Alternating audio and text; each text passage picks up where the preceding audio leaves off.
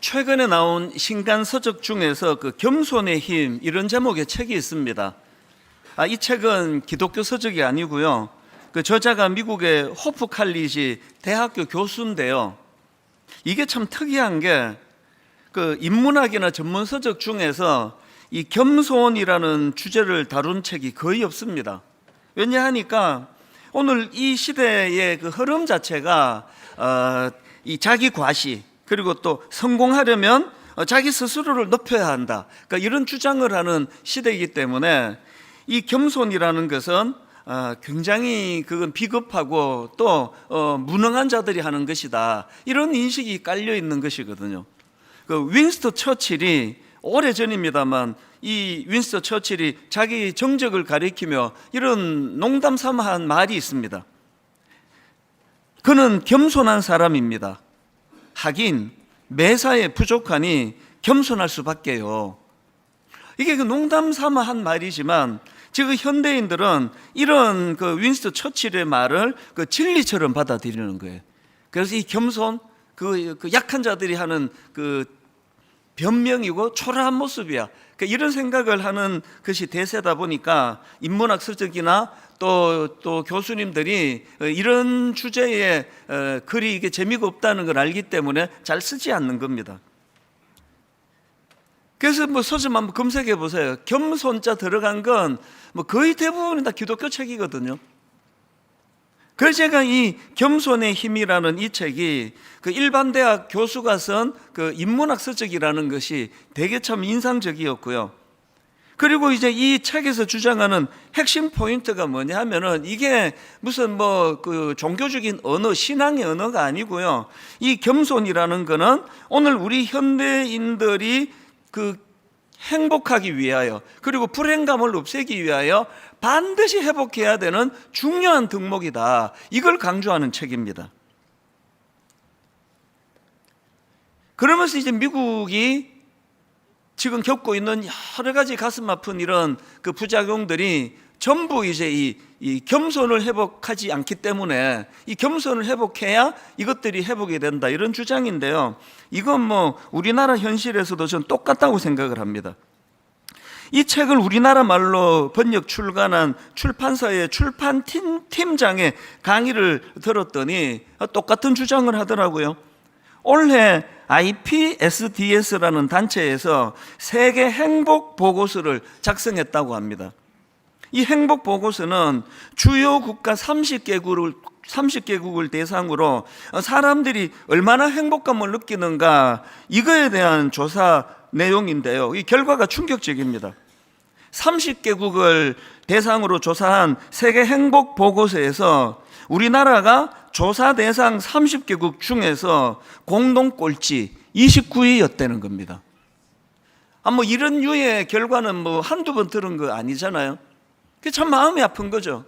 아니 왜 지금 현실적으로 우리나라가 70년대 뭐 보릿고개 여러 가지 결핍이 많던 그 시대에 비해서 지금은 경제적으로 세계 어디다 내놔도 우리는 조금도 뒤지지 않습니다. 그리고 뭐 한국 여군이 가지고 있는 힘이라는 건 세계적으로 어마어마하다 그러더라고요. 지금 막 수많은 한류 열풍이 불어가지고 미국에서는 또 갑자기 뭐 막 애들이 간식으로 김을 막 먹고 비빔밥 해 먹고 막 이런 희한한 일들이 벌어지고요. 막 우리나라 그 젊은 뭐 BTS뿐만이 아닙니다. 막 세계적인 선풍을 다 일으키는데 정작 이 나라 사람들은 30개국 중에서 꼴찌로 공동 29위. 이게 어디서 기인하느냐는 겁니다. 그리고 그 책을 미국 교수가 썼다는 것은 미국도 똑같은 상황이라는 거 아닙니까? 왜 현대인들은 이렇게 행복감을 느끼지 못하고 스스로에 대해서 불행하다고 생각하는 사람이 이렇게 많은가?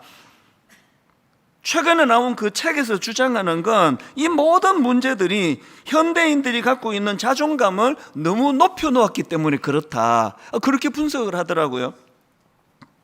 90년대부터 나온 심리학 논문이나 연구 결과들이 이 자존감을 엄청 중요하게 생각하고 이건 뭐 무슨 뭐 모든 문제 해결의 마스터 키처럼 뭐 대인관계에 문제가 있습니다. 자존감을 높여야 됩니다.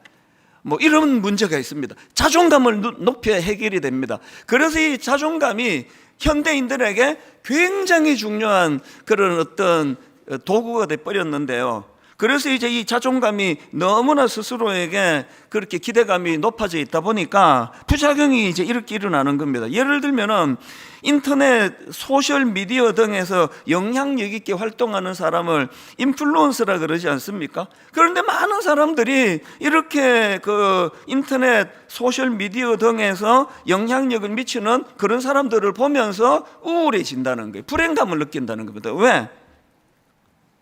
나도 이렇게 자존감이 높은 사람인데, 나도 굉장히 가치가 있는 사람인데 왜 저 사람처럼 영향력 있는 사람으로 난 살지 못하는가? 이게 그렇게 우울하게 만든다는 거죠. 그리고 뭐 이런 데서 오는 부작용이요, 자기 스스로를 다른 사람들에 비해서 너무나 높게 자기 존재감을 끌어올려 놨기 때문에 이제 누가 자기 자신에 대하여 뭐 부정적인 이야기하는 거, 또 자신에 대한 긍정적인 시각에 방해되는 목소리 다 차단시켜 버리는 거죠. 그리고는 이제 비슷한 공감해주는 사람들끼리 이제 그룹을 만드는 이 심화 현상이 점점 이제 깊어간다는 거거든요. 그러다가 보니까 이제는 내가 이렇게 높은 존재다, 난 가치 있는 존재다, 이걸 드러내기 위해서 어떻게 해야 됩니까? 자기보다 앞서는 사람을 끌어내리는 거죠. 계속 막 가짜 뉴스를 만들어서라도 막 끌어내리고, 그래서 상대방을 무시하고 폄하하고, 이런 일들이 지금 뭐 전 세계적인 지금 흐름인 것 같다, 뭐 그런 내용입니다. 이게 바로 사람들에게 만족감을 주기고 또 행복감을 주기고 그 불행감을 지금 이것을 이제 점점 더 가중되게 만든다. 그 인문학 그 심리학 교수가 쓴 책에서 강조하는 핵심 내용입니다. 그렇기 때문에 이분이 주장하는 게, 오늘 우리 현대인들이 행복감을 되찾기 위해서는 겸손해야 된다. 이게 딱 성경이 주장하는 그 내용을 그 책에서 주장하더라고요. 그러면서 이 현대인들이 회복해야 될 겸손이 네 종류가 있는데, 네 종류의 겸손을 우리가 회복해야 된다. 첫 번째 회복해야 되는 겸손은 관계적 겸손이라는 거예요. 내면이 뭐 아무리 겸손하다 하더라도 그 겸손이 상대방과의 대화 속에, 상대방과의 관계 속에서 그 겸손이 드러나야 된다. 이게 관계적 겸손이고요. 그런가 하면 두 번째로 회복해야 될 겸손이 지적인 겸손이래요.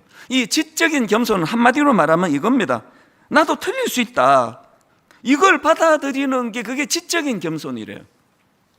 사실 여러분이 지적인 겸손이 없는 사람, 자기는 절대 틀릴 생각 안 한다, 이런 생각으로 꽉 차 있는 사람이 주변에 있으면요, 정말 골치 아픕니다.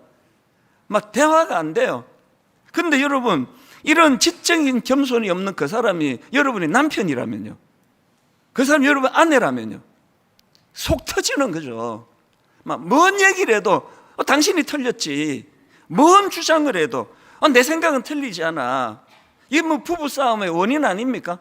뭐 예를 들어서 뭐 요새 뭐 건강 비결, 뭐 가습기 사용, 뭐 이게 어떻게 해야 되고 저떻게 해야 되고 그러면은 막 항상 그 30년 전에 자기가 갖고 있는 그 생각을 계속 강조하는 거죠. 그 우기고 싸울 필요 없어요, 요새는요. 그래서 자꾸 쓸데없는 그 우기면 막 찾아가지고 보여주시면 돼. 이거 보라고요. 어떤 경우라도 내 생각은 틀리지 않아, 나는 틀릴 사람이 아니야, 이런 생각으로 꽉 차 있는 자기 중심의 사람이, 이게 회복돼야 되는 게 겸손이에요. 이게 안 되니까 대인관계 끊어지죠. 누가 그런 사람하고 대화하는 걸 좋아하겠냐고요. 그런가 하면 우리가 회복해야 될 세 번째 겸손이 있는데, 이게 문화적 겸손입니다. 이 문화적 겸손이란 한마디로 말하면 모든 사람에게는 세상을 보는 방식이 다 다르다, 저마다의 방식이 있다, 이걸 인정하는 게 겸손이에요. 그러니까 이런 말들 많이 하잖아요. 나와 다른 건 다른 것이지 틀린 게 아니다. 결혼해서 신혼 때 주로 갈등을 겪는 게 이거 아닙니까? 뭐 치약 짜는 것부터 해가지고 잠자는 습관부터 해가지고 뭐 일찍 자는 습관이 든 사람은 온 세상의 진리는 일찍 자는 거에서 나오는 거 아닙니까? 늦게 자는 걸 견딜 수 없어 하거든요. 그 사람이 저예요. 제 아내는 전형적인 올빼미형이에요. 이상하게 결혼하고 보니까 밤이 깊어갈수록 힘이 살아나요. 또 미술을 전공했기 때문에 막 그런데 이제 영감이 나온다 그러더라고요. 난 이해를 못했습니다. 그래서 막 달래도 보고 설득도 하고 협박도 하고 안 돼요. 그래서 제가 그걸 수용했습니다. 그래서 가정의 평화가 물밀듯 밀려오더라고요. 저희 집은요, 싱글 침대면 돼요. 폭이 이렇게 안 커도 돼요. 1차로 제가 일찍 자러 가서 푹 자고 이제 나갈 때쯤 그분이 주무시러 들어가세요. 거의 뭐 터치. 전혀 불편하지 않아요. 이게 체질인가 보다. 전혀는 아니고 가끔씩은 불편한데요. 인정해 주는 거죠. 이걸 인정해 주는 게 이게 문화적인 겸손이라는 겁니다. 그리고 마지막 네 번째가 뭐 목사니까 저는 이게 제일 중요하다 생각하는데요. 실존적인 겸손이 있대요. 이건 자연의 힘, 또 우주 질서, 또 초월적 대상, 이런 걸 떠올릴 때 갖게 되는 겸손이라는 겁니다. 그러면서요, 이 겸손의 힘이라는 교수님이 쓴 이 책의 맨 마지막에 이 교수님이 경험한 것들을 이제 마지막으로 거기서 기록해 놨더라고요. 이분이 그 아이슬란드 여행을 하는데 이제 부부가 같이 갔습니다. 그래서 이제 그 오로라, 새벽에 이제 막 피곤해 쩌는 상황인데 이 오로라를 보려고 반신반의하면서 이게 지금 볼 수 있을까? 그렇게 하고 갔는데 그 새벽에 한 2시 넘어선가 그 시간에 이 부부가 갑자기 휘몰아치는 오로라를 본 거예요. 이 오로라가 초록, 파랑, 노랑, 보라, 이 변화무쌍한 빛의 띠에 휩싸여 가지고 소용돌이 치는데 막 이분이 그 공포감을 느낄 정도로 막 그 오로라에 막 휘몰아치는 거기에 막 하늘에 휘말려 빨려들 것 같은 그런 그 절대적인 위압감을 느낀 겁니다. 그 아름답고 장엄한 풍경 앞에서 이 교수님이 자기가 그런 글을 쓰더라고요. 그걸 경험한 이후로 내가 겸손해졌다. 뭐 미국의 뭐 유명 대학 교수고 지식인이고 막 이런 것들로 사실은 무장할 수밖에 없는 그런 교수님이지만 이 압도하는 자연 앞에서 자기는 참 겸손해질 수밖에 없었다. 우리가요, 내가 아무리 유능하고 아무리 똑똑하고 내가 재벌이고 나는 뭐 모든 권력을 다 갖고 있다 하더라도 나는 하나님 앞에서 참 먼지같이 작은 존재이다. 이거를 겸손히 인정하는 것에서부터 인간의 갈등이 없어지는 거거든요. 창조주 하나님을 창조주 하나님으로 인정해드리고 그분의 창조 질서 아래에서 우리가 순화되어 맞추어 가려고 하는 이 노력이 없는데, 하나님과 불화하는데 뭘 해서 우리가 행복해지겠냐고요. 이 지금 대한민국을 보세요. 60년대 보릿고개 먹을 게 없어가지고 국수 요만큼 넣고 막 그냥 막, 그래서 소고기, 우리는 뭐 스테이크 이런 거 60년대 먹어본 분 계세요? 소고기 반건 사가지고 막 가마솥에다 끓여가지고, 이게 이름은 소고기국인데 소고기가 없어요. 그러니까 우리 유행어가 이겁니다. 오늘 엄마가 소고기국이다 그러면 그것도 소가 장화 신고 지나간 그 국 말하는 거죠. 그게 우리 시대 하던 농담이에요. 그렇게 찢어지게 가난하던 시절에 지금 막 배 터지게 먹고 막 세계에 이렇게 경제 강국이라는 소리를 듣고 살아가는데, 만약에 이게 그런 결핍이 채워져서 행복해진다면 어떻게 오늘 우리 대한민국이 30개국 조사 중에 공동 꼴찌 29위에 불행한 나라가 될 수 있겠냐고요. 이 모든 것들이 저는 실존적 겸손이 없이는 회복이 될 수 없는 거라고 생각하거든요. 제가 오늘 본문을 묵상하는데 이 책이 제게 굉장히 큰 도움을 줬기 때문에 제가 이걸 이렇게 길게 설명을 드리는데요. 오늘 제가 드린 이 서두에 드린 이 말씀 내용을 오늘 본문에 한번 적용할 수 있다고 생각합니다. 오늘 본문은 유명한 말씀이에요. 예수님께서 두로와 시돈 지방으로 들어가시는데 한 여자가 달려와서 막 소리를 지릅니다. 그게 오늘 본문 마태복음 15장 21절 22절입니다. 예수께서 거기서 나가서 두로와 시돈 지방으로 들어가시니 가난한 여자 하나가 그 지경에서 나와서 소리 질러 이르되, 주 다윗의 자손이여 나를 불쌍히 여기소서, 내 딸이 흉악하게 귀신 들렸나이다 하되. 지금 어떤 상황인지 아시겠죠?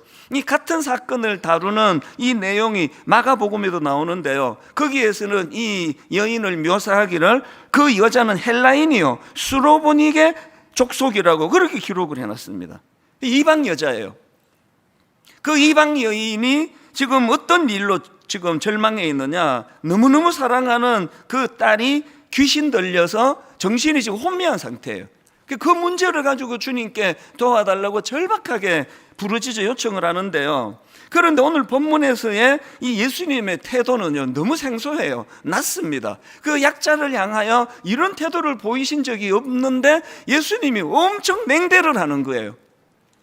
그리고 이게 아주 그 질낮은 유대인들이라는 그런 언어를 사용하면서 막 그를 이제 함부로 대하시거든요. 23절에 보니까 그렇게 절박한 여인이 부르짖는데도 예수는 한 말씀도 대답하지 아니하시니, 심지어는요, 그 여인이 주님께 와 절을 하면서 도와달라고 그렇게 부르짖는데도 어떻게 말씀하시는가 하니까 26절입니다. 대답하여 이르시되 자녀의 떡을 취하여 개들에게 던짐이 마땅하지 아니하니라. 예수님께서 이런 무례한 말씀을 하시는 거 굉장히 생소하고요. 이게 진짜 예수님이 하신 말씀이 맞나? 이것도 이상한데요. 더 이상한 건 그런 개 취급을 당하는 이 여인이 상처를 안 받는다는 거예요. 그렇게 냉담한 말씀을 던지는, 혹은 모독적인 말씀을 던지시는 예수님에 대하여 이 여자가 어떻게 반응하느냐 보니까 27절, 여자가 이르되 주여 옳소이다마는 개들도 제 주인의 상에서 떨어지는 부스러기를 먹나이다. 그 믿음 없던 사춘기 때는 제가 이런 거 읽으면 이래서 내가 성경을 못 믿는다니까, 이게 말이 돼? 이게 어떻게 이렇게 반응하는 사람이 어디 있냐고.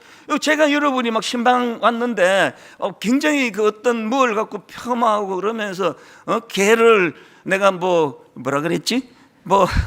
내가 이 당신 같은 개 같은 여자한테 내가 내 성의를 낼 수 있어요?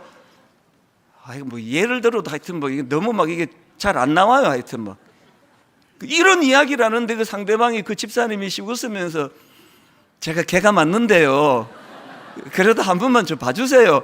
이럴 사람이 어디 있냐고요. 그래서 저는 이게 처음에 어릴 때는 안 믿어졌고요.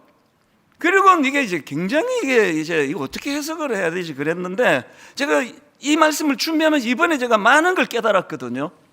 여러분, 이 여인의 믿겨지지 않는 겸손의 이유가 있더라고요. 이럴 수밖에 없는 이유가 두 가지가 있는데, 그 두 가지 이유 중에 이 여인을 이렇게 겸손하게, 주님 앞에 겸손하게 만든 두 가지 이유 중에 하나가 지금 이 여인이 가지고 있는 결핍 때문이에요. 22절을 다시 보십시오.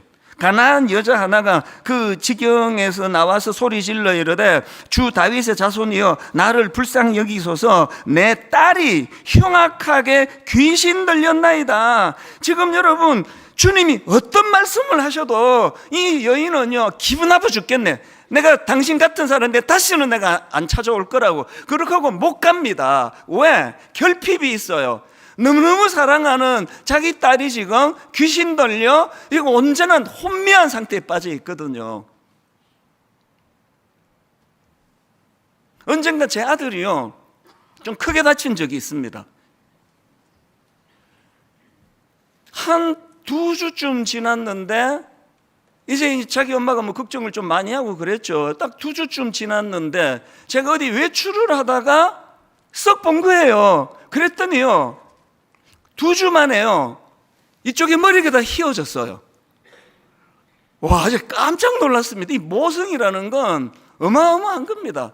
저는 목회자니까요, 하나님이 마음의 방을 2개로 나누어 주셨어요. 그래서 여기 이제 자식들 걱정하는 방이 따로 있고 목회해야 되는 방이 따로 있는데, 제가 목회에 몰두하면요, 설교 준비를 하고 신방 가고 이러면 이쪽 방 생각이 안 나요. 영향을 거의 안 받습니다. 제가 여러분 22년 동안에 막 이렇게 흔들리고 저렇게 흔들린 걸 본 적이 있습니까? 이쪽 방이 있어서 그래요. 그래서 제 아내는 방이 하나예요. 통으로 하나예요. 온 이 자녀에 대한 마음이 꽉 차 있으니까 얼마나 걱정을 많이 했으면 이쪽 머리가 2주 만에 쉬었더라니까요. 하얗게 돼 있는 겁니다. 지금 이 수로보니게 여인이 그런 상황입니다. 결핍이에요. 그래서 여러분, 이 본문을 자세히 한번 보십시오. 22절을 다시 보십시오. 가난한 여자 하나가 그 지경에서 나와서 소리 질러 이르되 주 다윗의 자손이, 그 다음 보세요, 나를 불쌍히 여기소서, 내 딸을 불쌍히 여기소서. 이건요 좀 정신이 차려질 때 하는 말이고요, 너무나 그 결핍이 크니까 내 딸을 불쌍히 여겨달라는 게 아니라 날 불쌍히 여겨달라는 거죠. 온 마음이 자기 결핍에다 쏠려 있는데 여기에서 자기 자존심이 있습니까? 어느 엄마가요, 내 더러워 죽겠네, 당신 내가 다시 찾아오면 내가 손에 장을 찢은다, 그렇게 하고 욕하고 가는 어머니는 없는 거거든요.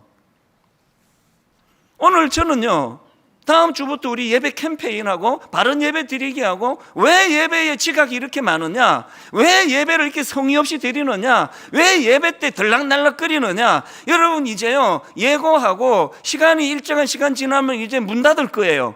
제가 마음을 독하게 먹고 있습니다.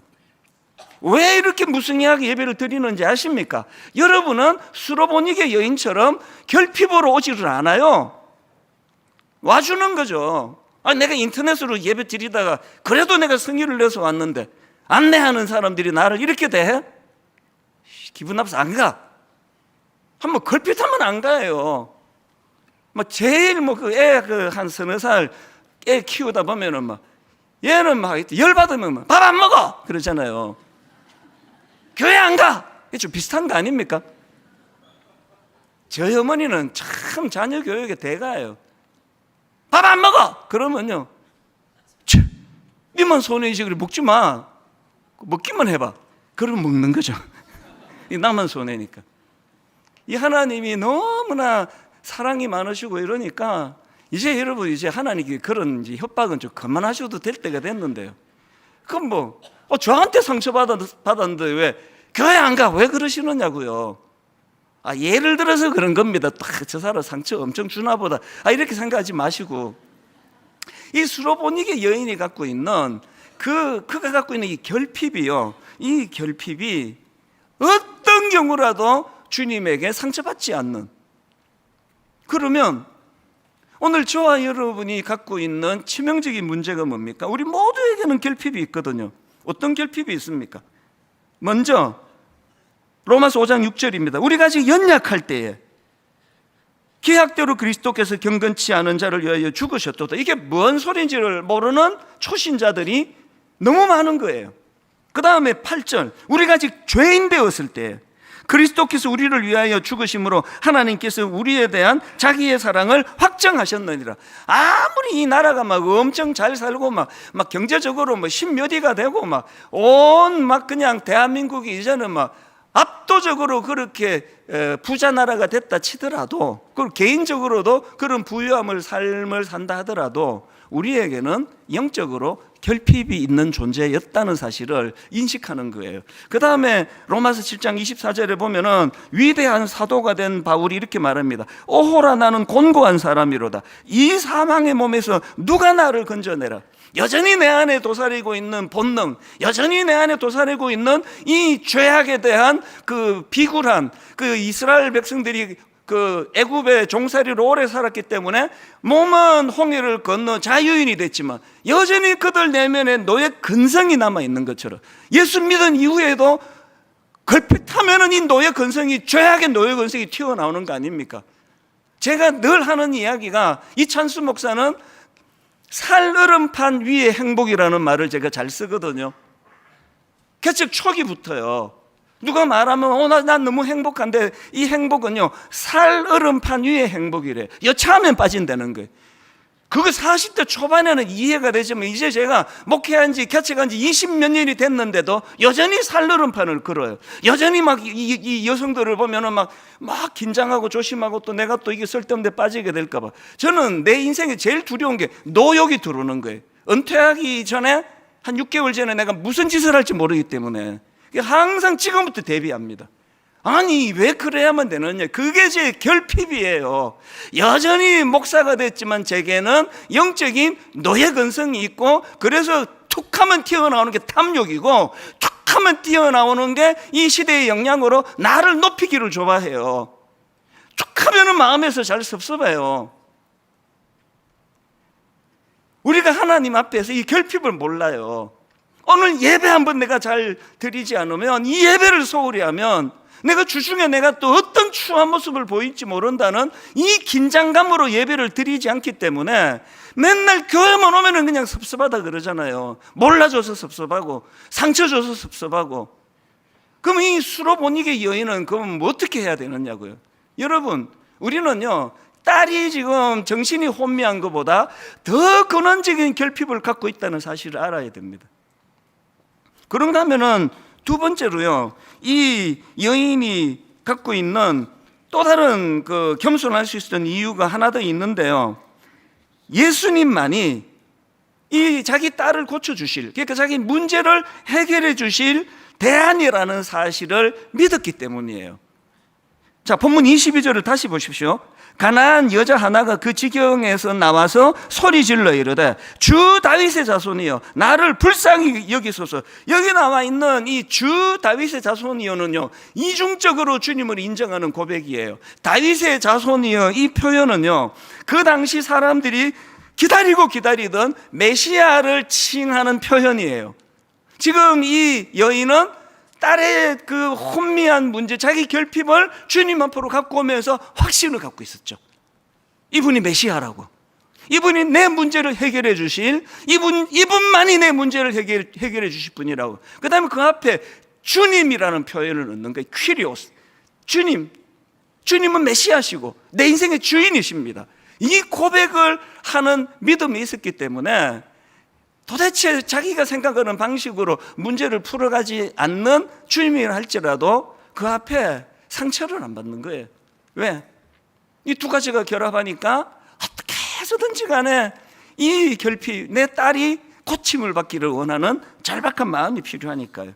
이제 여러분, 다음 주일부터 하는 바른 예배드리기 캠페인은요, 뭐 지각 안 하는 거 중요하고 뭐 다 좋은데요, 이제 여러분 마음에 뭘 갖고 오셔야 되느냐, 이제 예배에 대한 기대감을 회복하는 거예요. 예배에 대한. 그래서 이번 주일날 내가 주님을 만났을 때 이 결핍의 문제를 내가 주님께 아뢰야 되겠다. 이런 마음 없이 지각 안 하는 거는 뭐 지각하는 것보다는 좀 낫지만요, 뭐 그거나 뭐 아무 기대감 없이 종교적으로 그냥 뭐 잠깐 앉았다가 가는 거, 그럼 뭐 차라리 지각하는 게 낫죠. 뭐 지루한데 시간이라도 줄이게. 지각하지 않는 것도 중요하지만 여러분에게 이 수로보니게 여인이 갖고 있는 이 절박함이요, 이 절실함이요, 오늘 예배를 통하여 주님이 이 문제를 해결해 주시지 않으면 내가 이번 주간에 어떻게 될지를 모르겠다는 이 절박함. 그래서 여러분, 분당 우리 교회예요, 우리 목사님들이 신방 가보면은 뭐 계속 들리는 이야기가 이런 거예요. 지난주에도요, 지난주 그 설교를 듣고 오래 어떤 문제로 씨름하고 고통에 빠져있던 그분이 이제 회복이 됐대요. 문제를 제가 발견했다고 그렇게 기뻐하면서 고백을 하더라는 겁니다. 가끔씩 길 가다가 이제 어떤 성도를 만나면 시구숨 이렇게 얘기해요. 혹시 목사님 우리 집에 도청 장치를 해놨습니까? 아니, 어떻게 그 주간에 내가 고민하는 문제를 주님 어떻게 그렇게 정확하게 잘 설교를 잘 하십니까? 그런 이야기를 웃으면서 하는 이야기를 여러 번 들었거든요. 제가 그 집에 도청 장치한 게 아니라 그렇게 일하시는 분이 우리 주님이세요. 그렇게 일하시는 그 주님 앞에 예배 드리는 여기에 내 마음을 거기다 쏟고 내 정성을 거기다 쏟고 내 방식으로 문제를 해결하지 않으신다 하더라도 주님은 나의 주인이 되십니다. 이 마음을 가지고 나아가는 게 그게 바른 예배 드리기 아닙니까? 제가 이런 관점으로 보니까요, 오늘 본문은요, 이 수로보니게 여인 문제를 딱 따가지고 읽는 게 아니라는 걸 이번에 제가 또 깨닫게 됐죠. 여러분, 오늘 본문은요, 마태복음 15장 전체적인 맥락으로 읽으셔야 돼요. 아니, 마태복음 15장 앞에 어떤 게 있는데요, 그게 누가 등장하는데요? 자, 보십시오. 마태복음 15장 1절이죠. 그때의 바리새인과 서기관들이 예루살렘으로부터 예수께 나와 이르되 당신의 제자들이 어찌하여 장로들의 전통을 범하나이까? 떡 먹을 때에 손을 씻지 아니하나이까? 지금 여기 나오는 서기관과 바리새인들이 가지고 있는 문제가 뭡니까? 그 책에서 말한 실존적 겸손이 없는 거예요. 그러다 이 바리새인과 서기관들이 굉장히 그 냉철한 또 냉혈인과 같은 종교인이 돼버린 거거든요. 아까 그 겸손이라는 책에서 우리가 아까 배웠잖아요. 자기를 이만큼 높은 데다 두니까 전부 눈 아래로 보이는 거죠. 뭐 예수님 제자들도 저것들이 또 딴 사람. 하여튼 내 저것들 보니까 내가 한심해서. 이런 맥락에서 제가 이번에 너무나 놀라운 걸 깨달았는데요. 지금 예수님이요, 막 개 이야기도 하고 막 이방인들을 보고 개 취급한 건 유대인들이거든요. 왜 이런 표현을 쓰셨을까? 이번에 제가 새로 깨달은 게 뭐냐 하면은, 지금 예수님이 이런 모독적인 말을 막 던지시고 하는 건 이 여인의 믿음을 시험해보기 위해, 테스트하기 위해서다, 그렇게 분석들을 하는데 그 분석도 맞을 거예요. 근데 이번에 제가 깨달은 것은요, 어떤 의미에서는 이 여인이 주님 앞에 무릎을 꿇고 이중적으로 주님은 메시아시고 주님은 내 주인이시라는 그 고백 속에서 이 여인의 믿음을 주님이 보셨잖아요. 그래서 어떻게 생각하면요, 예수님께서는 이 27절에서의 여인의 고백을 지금 유도하고 계시는 느낌인 거예요.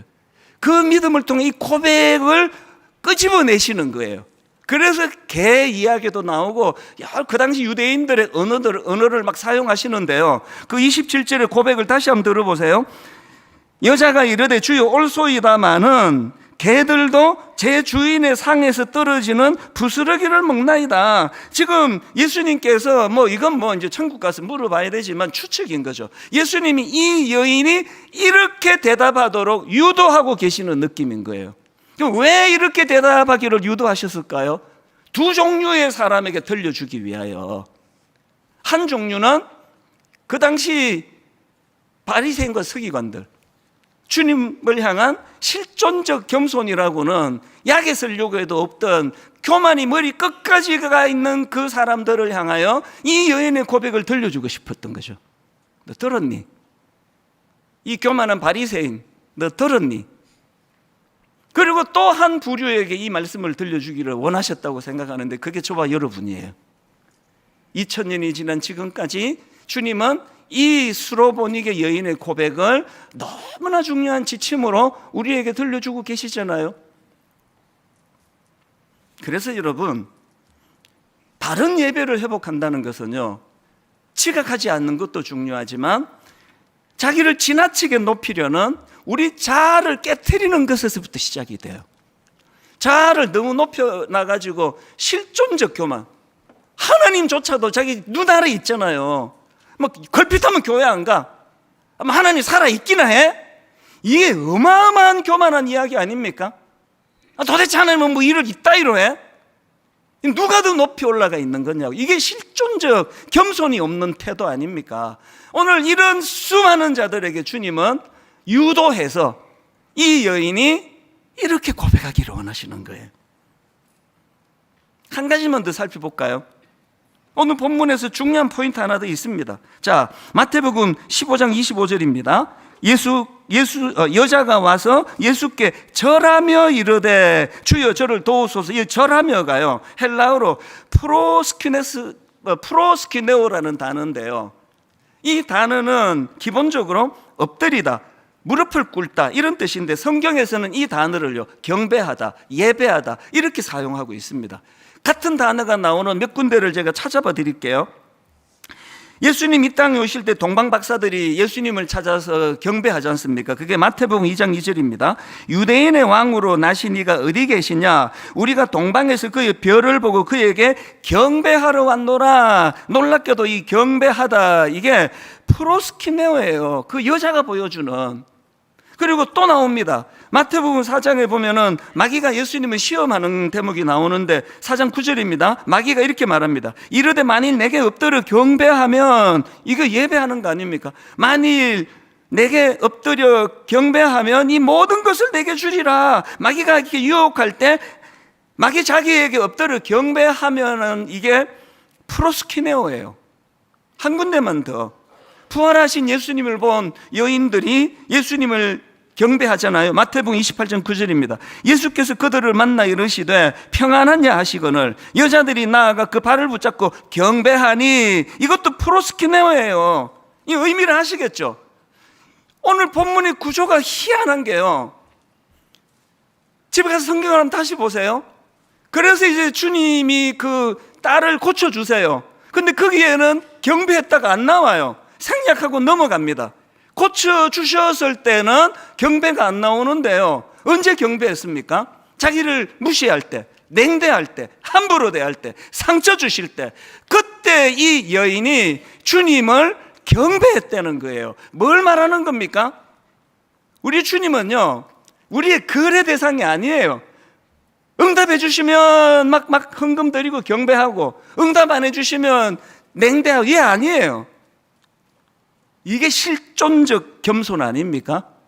어떤 일을 하시더라도, 도저히 내 머리로 납득이 안 가는 일을 하시더라도, 아버지가 목사님인데 말을 심하게 더듬으시는 그것도 난 이해가 안 되고, 아버지가 목사님이신데 교회를 살리기 위하여, 교회를 위하여 40일 금식 기도를 했는데 불같이 교회를 일으켜 주시기는커녕 그 아버지를 17일 만에 돌아가시게 만들, 죽게 만드시는 그 하나님도 도대체 이해가 안 되고, 그래서 저는 목사 안 되려고 그랬는데 우리 어머니의 믿음이 저를 살린 거 아닙니까?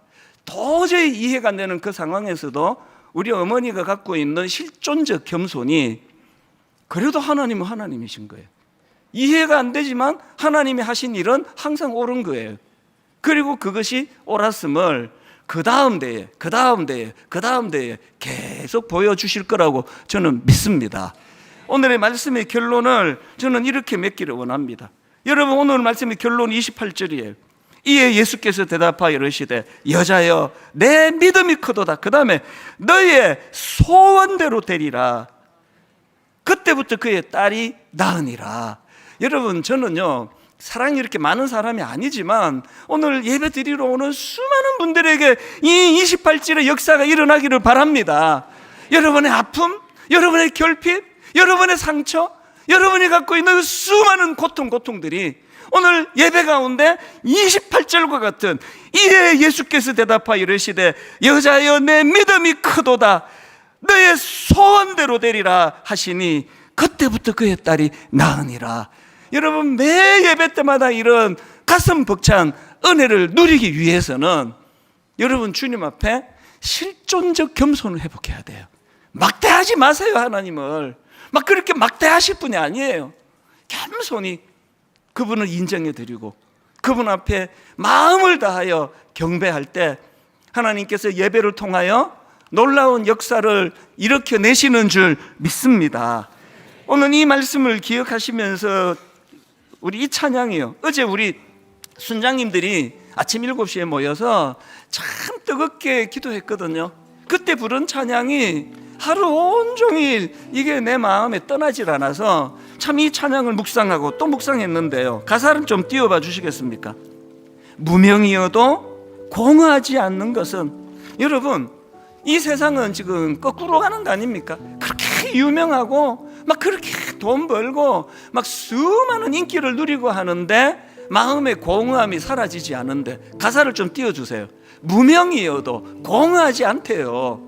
무명이어도 공허하지 않는 것은 예수 안에 난 만족하기 때문이라. 그 다음 가사도 마찬가지. 가난하여도 부족하지 않대요. 아니 가난의 정의가 뭐예요? 부족한 게 없으면 부자 아닙니까? 부자로 살아도 결핍을 느끼면 가난한 거 아닙니까?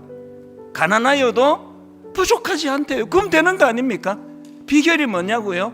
예수 안에 나는 부유하기 때문이래요. 우리가 자녀들에게 이런 아름다운 믿음을 흘려보낼 수만 있다면 저 아이들이 저렇게 아등바등 안 살아도 될 것 같거든요. 오늘 말씀을 기억하시면서 이 단어만 기억하세요. 내가 하나님 앞에 실존적으로 교만했다. 내가 하나님 앞에, 창조주 하나님 앞에 실존적인 겸손을 회복하기 원한다. 이 마음을 가지고 우리 한번 이 찬양을 같이 불러드립니다. 무명이어도 공허하지 않은 것은,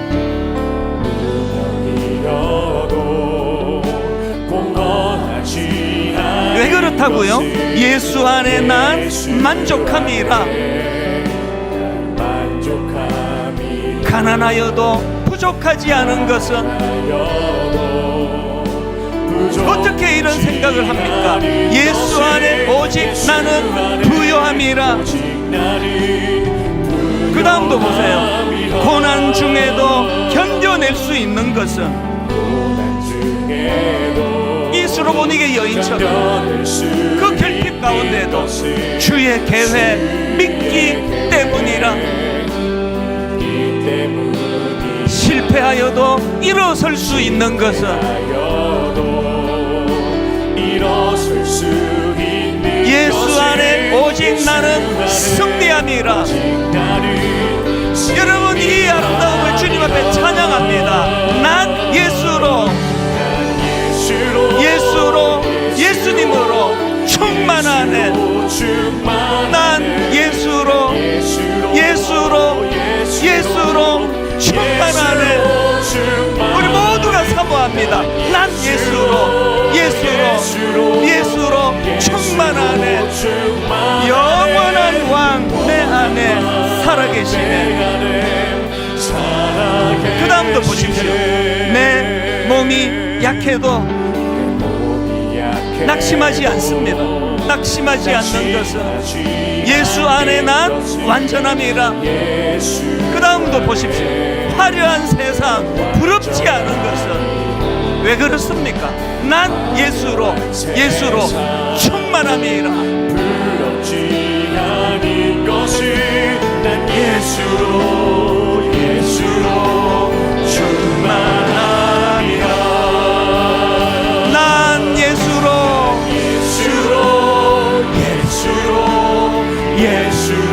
충만하네.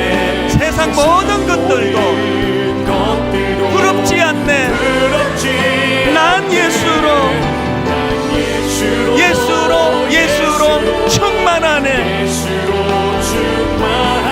영원한 왕 내 안에 계시네. 우리 3절 이렇게 한번 고백합니다. 내 몸이 약해도 낙심하지 않는 것은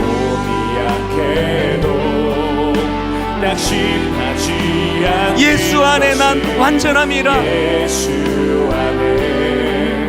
결핍이 없는 인생, 주님으로 인해 화려한 세상 부럽지 않은 것은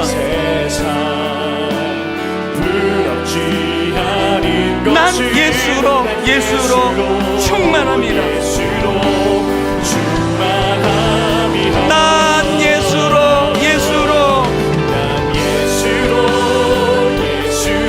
예수님으로 충만한 인생. 난 예수로 충만하네. 우리가 입술로 선포합니다. 난 예수님으로 충만하네. 영원한 왕 내 안에 살아 계시네.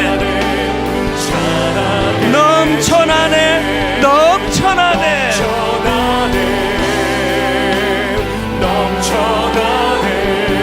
주님을 향한 내 속의 갈망이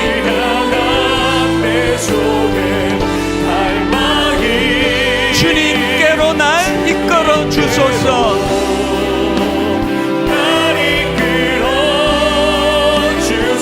주님을 더 원합니다. 수로보니게 여인처럼 갈망하며 선포합니다. 넘쳐나네.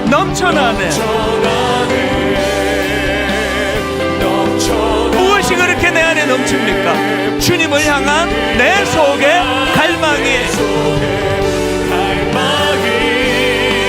주님께로 날 이끌어 주소서. 예수께서는 두 가지 갖고 기도해야 되는데, 하나는요, 우리의 결핍, 근원적인 결핍을 인식해야 돼요. 부자 된다고 안 없어지잖아요. 권력을 가졌다고 사라지던가요? 오늘 하나님, 저에게는 주님 없이는 해결되지 않는 결핍이 있습니다. 주님, 이 결핍을 가지고 주님 앞에 나왔는데 그동안 우리가 주님 앞에 교만했습니다. 하나님, 저희들의 교만을 불쌍히 여겨주시고 꺾어주시고, 이제 그 하나님, 그 주님 앞에 실존적인 겸손을 허락하여 주셔서 매 예배 때마다 그 주님 앞에 우리가 무릎 꿇어 예배하며 주님을 경배하기 원합니다. 각자에게 주신 결핍을 놓고 그 결핍을 해결해 주신 주님 앞에 그것을 끄집어내 토해 놓으며 우리 한 목소리로 우리 자신과 가정의 또 교회의 결핍을 하나님 앞에 눈물로 이 시간 고백하며 기도합니다. 다 같이 기도하시겠습니다. 살아계신 하나님 아버지, 오늘 하나님 앞에 우리가 나와 예배하는 동안에 우리의 결핍을 주님 앞에 고백하기 원합니다. 우리의 결핍을 주님 앞에 포해놓기를 원하오니 오 하나님이 솔로몬에게 여인이 가지고 있는 그 결핍이, 오 하나님 그 딸이 귀신 들려 혼미한 상태에 빠져있는 그 문제가 이 여인을 하여금 주님 앞에 실존적인 겸손을 가져다 주었다는 사실입니다. 하나님, 이 솔로몬에게 여인처럼 우리 모두의 결핍을 인식하고 깨닫고 주님께 고백하며 나아가기를 원합니다. 예배가 살아나는 역사가 일어나기 위해서는 먼저 주님 앞에 이 실존적인 겸손이 회복되어야 하는데, 오 하나님, 우리에게 이 실존적 회복을, 겸손을 회복시켜 주시옵소서. 하나님 아버지, 오늘 우리가 이 여인이 가지고 있는 그 마음의 아버지 결핍을 주님 앞에 가져왔을 때 주님께서 하나님 아버지 그 문제 해결의 열쇠가 되신다는 그 사실을 기억하고 그 주님 앞에 우리가 하는 무릎 꿇고 주님 앞으로 나아가고 주님 인도하여 주시옵소서. 하나님, 이 여인이 가지고 있는 이 겸손을 저희들에게 허락하여 주시옵소서. 하나님, 오늘 예배하는 우리 모든 분들이 편에게 하나님 아버지 진실로 주님의 놀라운 역사하심이 일어나도록 주님 간섭하여 주시옵소서.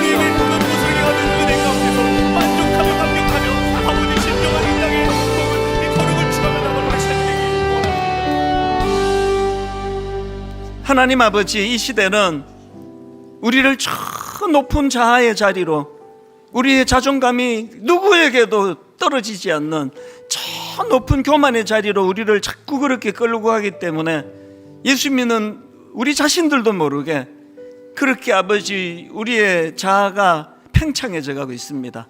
그런데 그것이 이 현대인들에게 불행을 가져다 준다고, 그 행복감을 빼앗아 간다고 전문가, 교수가 연구하면서 책으로 보여주시니 참 감사합니다.